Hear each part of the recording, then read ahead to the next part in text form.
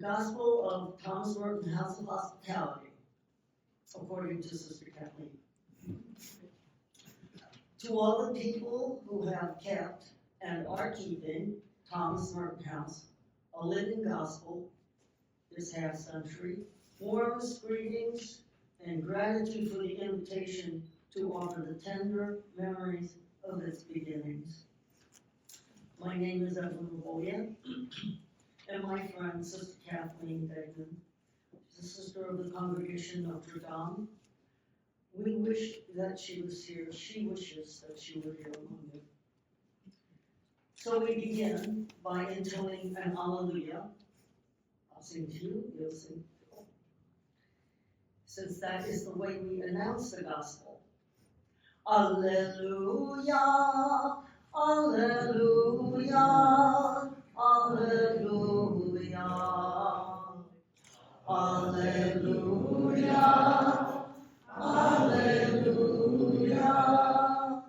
Alleluia.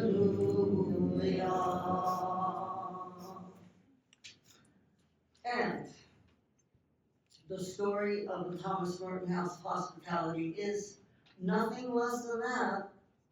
It is good news about how hearing the stories of Jesus feeding the hungry became a summons to a small circle of Sacred Heart University alums to do the same. Merton House began simply, humbly, deliberately, and collaboratively among a small band of Christian friends who had discovered each other at daily Mass and weekend Mass in a tiny chapel at Sacred Heart. Quite literally, Merton House began in the breaking of the bread. And the prologue to the Merton House Gospel might begin by echoing that familiar phrase, there was a man, one sent from God, whose name was John. Because at the heart of the Merton House story is Father John Battista Giuliani, chaplain to Sacred Heart University from 1968 to 1976. There is no way to simply convey the stunning magnetism and authentic goodness of this priest, whose life and legacy remain a gospel in their own right. In his charismatic practice of Eucharist, in the poetics of his preaching, and the beauty of his performance of ritual, countless lives were summoned to service in a variety of ministries, setting the stage for the creation of Merton House. Ministries to the impoverished, to the imprisoned, to the unsheltered. In communion with him, we accompanied each other in prophetic actions, in resistance to war and waste, demonstrations of solidarity with farm workers and racial justice seekers during an era of national and global turbulence, and illuminated by the ongoing renewals of the Second Vatican Council.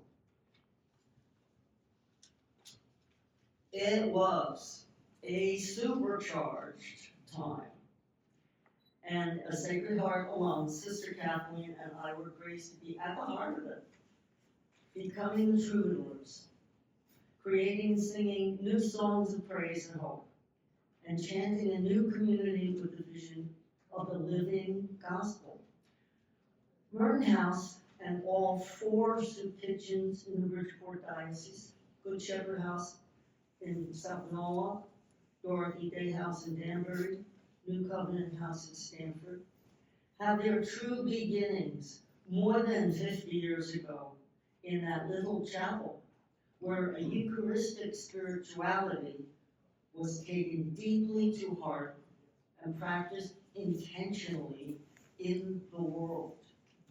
At its core, Merton House found its inspiration and challenge in servant of God Dorothy Day, founder of the Catholic Worker Movement, who once worshipped with us at Sacred Heart and remained our friend and gospel ally until her death.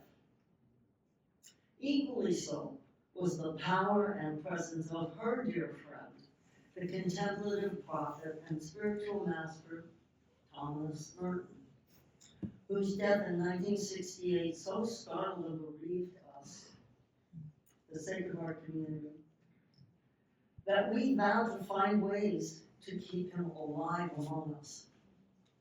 And so we did, and continue to do, in a host of creative ways, those of us who remain, and we are very few.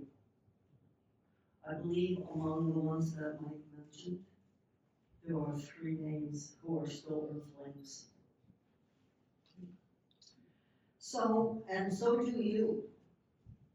You continue in a host of creative ways. You are the good people of the 24th century Merton House, who have watered our original seed into this season of abundant harvest for our friends in need. So, we all share in the marvelous, mysterious conspiracy of compassion that activates the miracle of loaves that multiply, and of vineyard workers like ourselves who amplify the potent vitality of just a single seed of promise, sown in hope and cultivated in each unfolding season.